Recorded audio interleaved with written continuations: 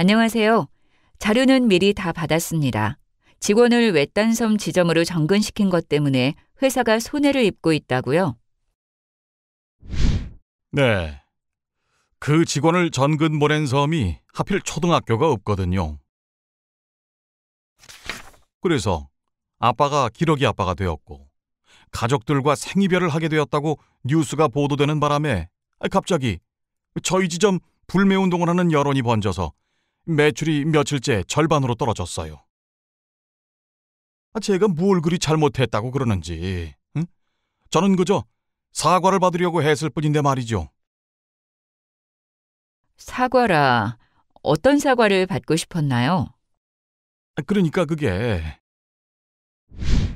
이것 봐. 이거 한두 번도 아니고 말이야. 고객들한테 불친절하다는 민원이 계속 들어오면 어쩌자는 거야? 조합장님, 저에게 서류 더미를 던지는 고객에게도 친절해야 합니까? 그거 참는 게 뭐 그렇게 힘들다고? 전 모르겠습니다. 그건 당연히 폭행이라고요. 네, 잘못했습니다. 그 한마디가 그렇게 안 나온다 이거지? 전 잘못한 게 없습니다. 어허, 그래. 이 건으로 지말서 쓰고 다른 데로 전보 발령이 나도 사과는 못 하시겠다.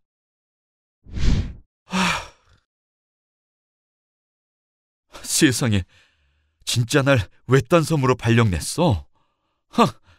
가야지 어쩌겠어. 어? 그런데 이게 뭐야? 이 지역엔 초등학교가 없는데? 뭐야? 대체 어쩌라는 거야?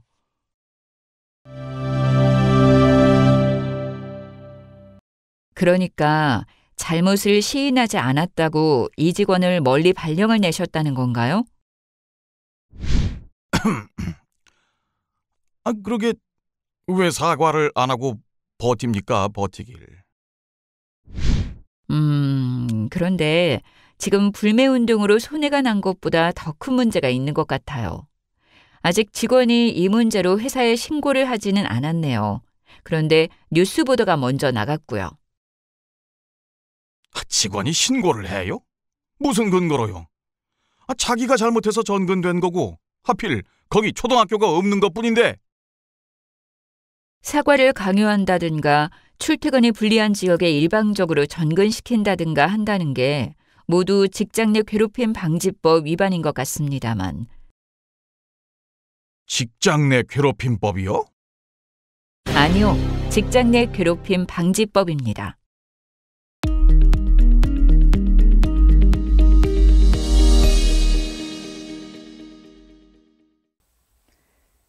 직장이 무엇인지 설명해 보라고 한다면 여러분은 뭐라고 설명하시겠어요? 사전에서 찾아보면 직장이란 생계를 꾸려나갈 수단으로서의 일을 하는 곳이라고 되어 있습니다. 생계라는 단어만 봐도 얼마나 중요한 것인지 감이 오는데요. 이처럼 직장은 현대사회에서 개인 생활에 차지하는 비중이 매우 큰 부분이죠. 아이 키우는 부모라면 누구나 공감하실 텐데요. 학교를 졸업하고 취직을 하느냐 마느냐, 어디에 취직하느냐가 정말 중요하죠. 특히 평생 직장으로 삼고 싶어하는 곳이 있다면 취직이 곧 결혼이라도 하는 것처럼 중대사로 여겨지기도 합니다. 그런데 이렇게 꿈에 그리던 직장에 들어갔는데 상사나 동료와의 관계가 좋지 않다면 정말 보통 문제가 아니죠.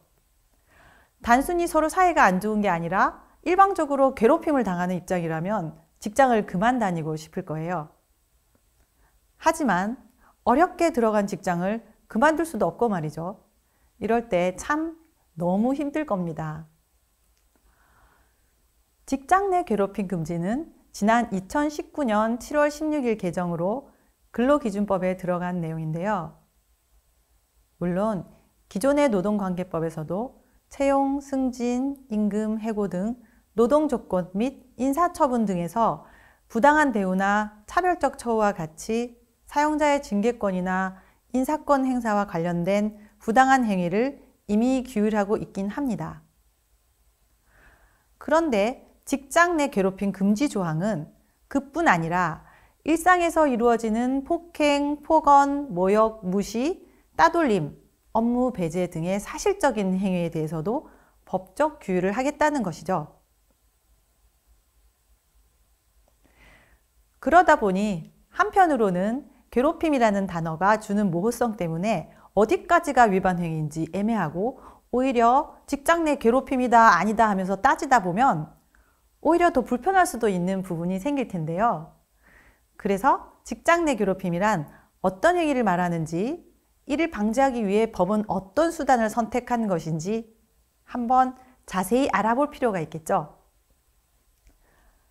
법조항에서 말하는 행위 요건, 즉 직장 내 괴롭힘에 해당하기 위해서는 직장에서의 지위 또는 관계의 우위를 이용할 것, 업무상 적정 범위를 넘는 행위일 것, 그리고 신체적, 정신적으로 고통을 주거나 근무 환경을 악화시키는 행위일 것, 이 세 가지여야 한다는 것인데요.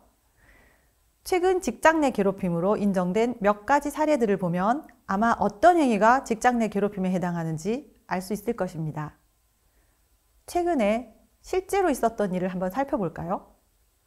이 사건은 회사 대표가 직장 내 괴롭힘 발생 사실을 신고한 근로자에게 불이익 처분을 했다는 이유로 징역형을 선고받은 사례인데요. 다행히 집행유예를 같이 받기는 했지만 검사가 벌금 200만 원의 구약식 기소를 했는데도 법원이 이례적으로 검사의 구형을 넘어서 징역 6개월에 집행유예 2년, 그리고 120시간의 사회봉사명령까지 내린 사건이었습니다.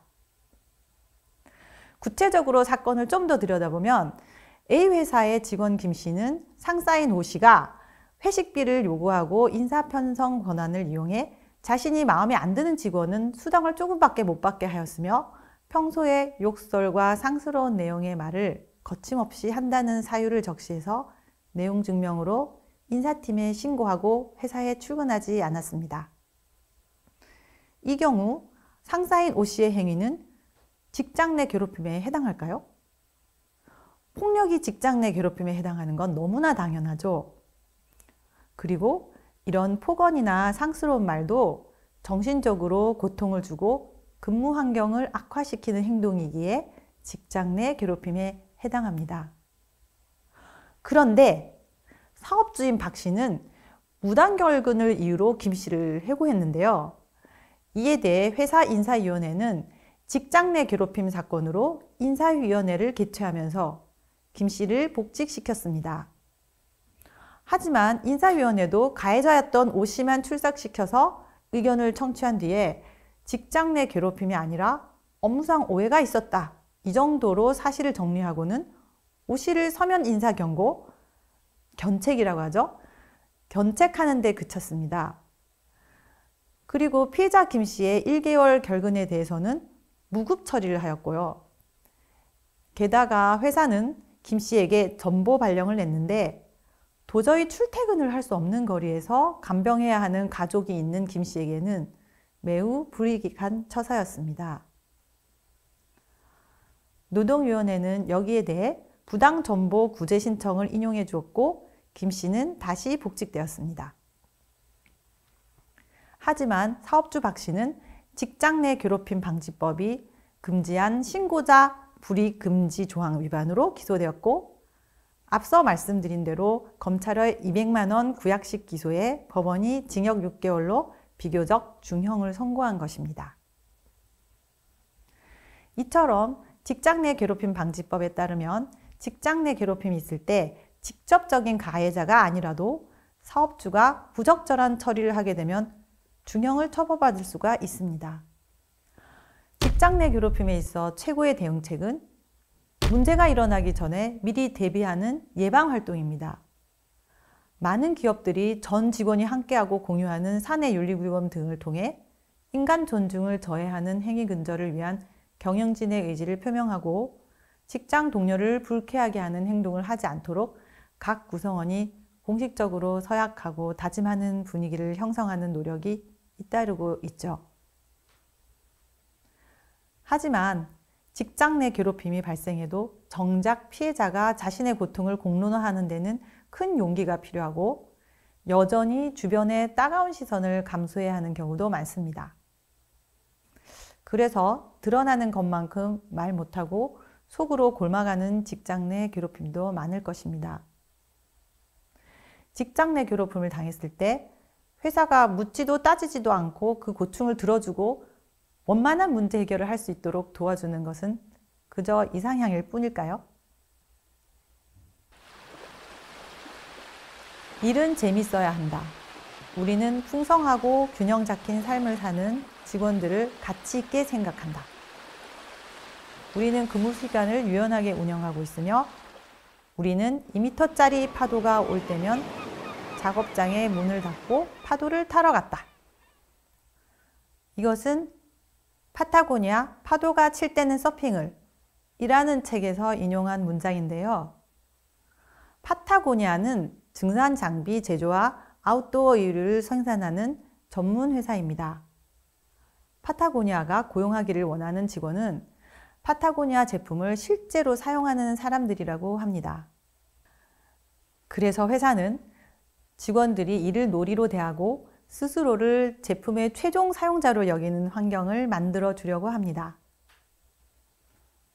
파타고니아는 직원들이 회사에 오는 것을 즐겁게 여기기를 바라기 때문에 1984년부터 사내 어린이집을 만들었는데요.